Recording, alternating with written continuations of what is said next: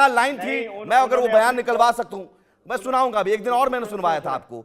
आप मानिए, आपके पीएम ने कहा था कि मुझे भिखारी जैसा ट्रीट किया जाता है। आप सुनने भिखारी हैं क्या आप? का जवाब तो हाल आपके पीएम खुद को भिखारी मानते हैं भाई।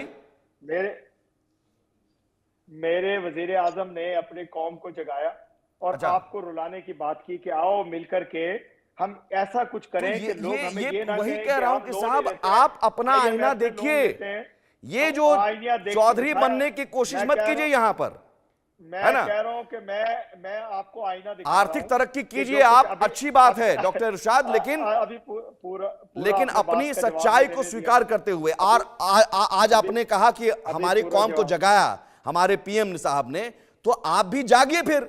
बिल्कुल। तो गुर्बत अरविंद जी कह रहे हैं गुर्बत, अरे एक सेकंड सुनिए डॉक्टर इरशाद, गुर्बत की बात पर इतना बुरा क्यों लग गया?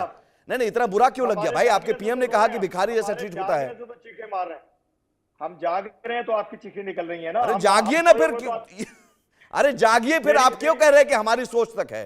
फिर मैं वही कह रहा हूं कि हमारे बोलने से, हमारे जागने से आप चीखते हैं। नहीं, जागिए भाई जागिए। आप पहले आपके पीएम ने माना कि हम भिखारी हैं, तो ये अच्छी बात है कि आप भिखारी मानकर चल रहे हैं आगे, प्लीज।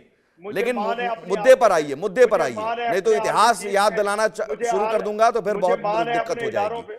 जनरल साहब, मुझे मान है अपनी आर्मी पे, मुझे मान है अपने इदारों पे कि वो सरहदों के मुहाफिज हैं, मेरे मुल्क की हिफाजत करते हैं। आप जैसों को मारते हैं, बस दहशतगर्दों को मारते हैं। मैं बार बार कहूंगा, आप तो कह रहे हैं माफी, मैं 1000 दफा कहूंगा, आपके चैनल पे बैठ करके कहूंगा कि वाकई वो मुहाफिज हैं, वही आर्मी है मेरी जो चीखें निकालती है, आप लोगों की दहशतगर्दों को मारती है, आपके भेजे हुए कलभूषण जैसों को मारती है। कलभूषण जैसे चूहे ही होते हैं। प्रत्यक्षम किम प्रमाणम जो बताया नहीं, इनको इतने प्रमाण गिना दिए डॉक्टर इरशाद को, लेकिन बेशर्मी भारी, बेशर्मी इनकी देखिए। सरेंडर कराया था 93,000 सैनिकों के सरेंडर पर कुछ बोलेंगे? कारगिल के अंदर में जब मारा था उनको, तो आपने उनकी लाशों को भी नहीं लिया था, रिकॉग्नाइज करने से मना कर दिया था। और आप कह रहे हैं कि आप, सारी दुनिया जानती है कि जो हिंदुस्तान की फौज कितनी सशक्त है, और आप कहीं भी नहीं ठहरते फौज के मामले में, आपका कोई स्थान ही नहीं है उसमें। और आप कह रहे हैं अब जो है आपकी ये हिम्मत, आपकी तो कोई हिम्मत ही नहीं है हिंदुस्तानी फौज के सामने लड़ने की या खड़ा होने की। और यही इसी वजह से मैं आपको कह रहा हूँ कि आपकी बातें जो तथ्य से बिल्कुल सत्यता से दूर होती हैं और इरेलेवेंट होती हैं, और इसलिए वो हंसने की बात, हंसने का वो आप कम से कम कुछ तो सत्यता, मुझे लगता है पीजे मीर साहब इसका बेहतर, सत्यता से दूर रहते हो। पीजे मीर साहब मुझे लगता है बेहतर ईमानदारी से इसका एनालिसिस कर सकते हैं।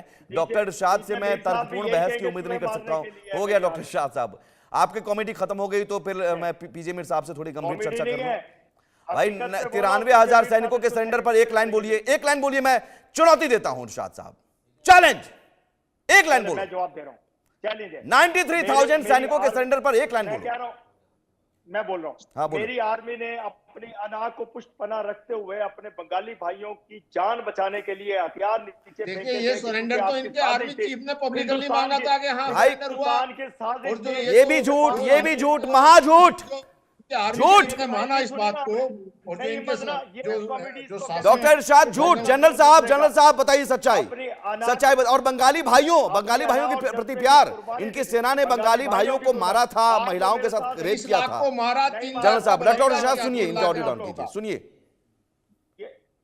जनरल साहब बताइए आप। देखिए ये 30 लाख को तो मारा और 3 लाख औरतों का बलात्कार किया, और उनका जो इतना बुरा हाल करने की वजह से ही ये वहां पर बांग्लादेश जो है अलग से बना था, क्योंकि बिल्कुल उनको सताया जा रहा था बहुत बुरी तरह से। इसमें कोई जो है ये तो सारी, इसलिए अभी बार बार वो माफी मांगने की बात करते हैं, और ये भी कहते हैं कि जी हाँ माफी, जो बांग्लादेश बार बार यही तो कहता है कि पाकिस्तान को उसके लिए माफी मांगनी चाहिए। माफी किस बात की है? माफी उसी बात की मांगने के लिए कह रहे हैं कि जो इन्होंने जो है, ये तो यूनुस साहब ने भी कहा कि आप माफी मांगिए, और पहले तो कहते ही रहे हैं। इनके साथ में संबंध हटा दिए गए थे कि बिल्कुल जो है कोई इनसे बात करने को लिए तैयार नहीं था, तो रजाकार वहां पे जो कहते थे। तो आप बंगाली भाइयों की बात कर रहे हैं, बंगालियों के लिए तो ये एक बहुत सरेंडर जो पब्लिकली हुआ था, पब्लिकली सरेंडर जब हुआ था, पाकिस्तानी सेना की आंखों में आंसू थे, रो रहे थे बेचारे, रो रहे थे। आज उन्हें एहसास हुआ तो हमारे साथ वापस, और उसके बाद फिर करगिल, उसके बाद फिर बालाकोट एयर स्ट्राइक, हमने सर्जिकल स्ट्राइक, अरे घुसकर मारा है हमने भाई, घुस कर मारा है। हो गया इरशाद साहब, शांत रहिए अब।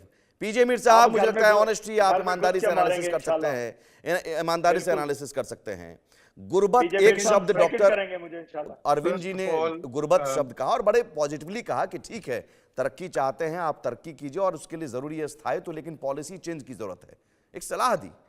यहां तो ऐसा है नहीं भाई, आप कैसे कुछ बोल सकते हैं, गुर्बत आपकी सोच है, ये है, अरे यहाँ